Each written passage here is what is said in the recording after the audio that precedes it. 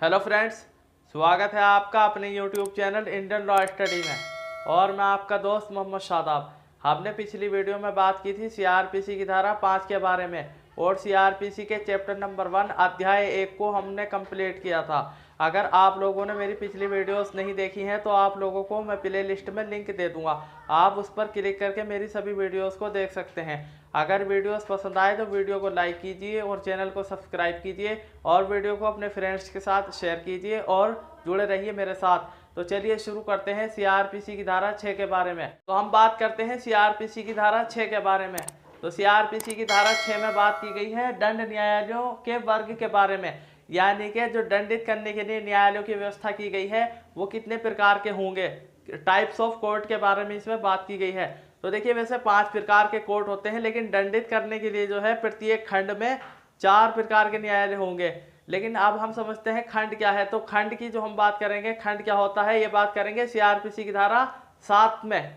CrPC की धारा 7 में बताया गया है खंड के बारे में। पहले हम समझ लेते हैं कि प्रत्येक खंड में जो है 4 प्रकार के न्यायालय होंगे और सबसे बड़ा न्यायालय जो होगा वो होगा सत्र न्यायालय, सेशन कोर्ट, जिसको इंग्लिश में हम सेशन कोर्ट कहेंगे। तो सत्र न्यायालय सबसे बड़ा न्यायालय होगा और सत्र न्यायालय की नियुक्ति जो करेंगे वो हाई कोर्ट द्वारा इसकी नियुक्ति होगी। हाई कोर्ट, और प्रत्येक खंड में एक सत्र न्यायालय जरूर होगा, आवश्यक होगा। और अगर जरूरत पड़ेगी तो जरूरत पड़ने पर एक से अधिक भी सत्र न्यायालय हो सकते हैं किसी खंड में। तो अब हम बात करते हैं इनकी पावर के बारे में। इनको पावर कितनी दी गई है?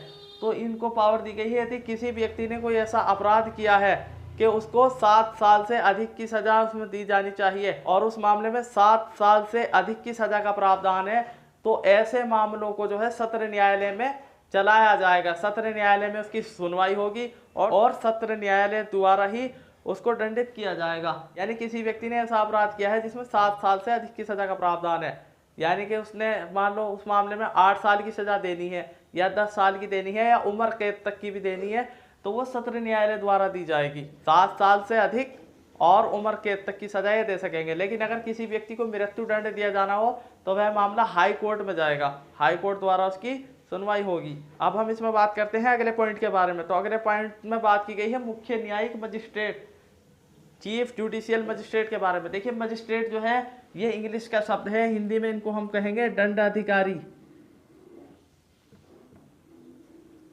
दंडाधिकारी यानी कि इस शब्द से ही समझ में आ चुका होगा, दंडाधिकारी शब्द से ही आपकी समझ में आ चुका होगा कि जिस व्यक्ति को या जिस अधिकारी को दंड देने का अधिकार दिया गया हो, या हर किसी को दंड नहीं दिया जा सकता, केवल अपराधी को, जिस किसी ने कोई ऐसा अपराध किया हो कि उसको दंड दिया जाना चाहिए, तो वो दंडाधिकारी यानी कि जिनको दंड देने का अधिकार दिया गया है उनको हम दंडाधिकारी बोलेंगे हिंदी में, और इंग्लिश में इनको कहेंगे मजिस्ट्रेट। अगर हम बात करें मुख्य न्यायिक मजिस्ट्रेट की पावर के बारे में, इनको कितनी पावर दी गई है, तो देखिए, अगर किसी व्यक्ति ने कोई ऐसा अपराध किया है जिसमें जो है 7 साल तक की सजा का प्रावधान है, उस व्यक्ति ने ऐसा अपराध किया है जिसमें उसको 7 साल तक की सजा दी जानी चाहिए, तो ऐसे मामले की सुनवाई जो है मुख्य न्यायिक मजिस्ट्रेट के यहाँ होगी। 7 वर्ष तक की सजा ये दे सकते हैं। अगर 7 से अधिक की सजा का प्रावधान है यानी 8 साल की सजा देनी है, तो मामला किनके पास जाएगा? सेशन न्यायालय में, सत्र न्यायाधीश के पास मामला जाएगा। अगर 8 साल की या 10 साल की सजा देनी है,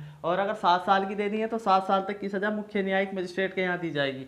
अब हम बात करते हैं इसमें फर्स्ट क्लास यानी प्रथम वर्ग न्यायिक magistrate, first class judicial magistrate के बारे में। तो इनको पावर दी गई है 3 साल तक की सजा देने का प्रावधान है, यानी कि अगर किसी मामले में 3 साल तक की सजा दी जानी है तो ऐसे मामलों की सुनवाई जो है प्रथम वर्ग न्यायिक magistrate, first class judicial magistrate के यहाँ सुनवाई होगी, और वो ऐसे व्यक्ति को दंडित कर सकेंगे जिसने ऐसा अपराध किया है कि उसको 3 साल तक की सजा दी जानी चाहिए।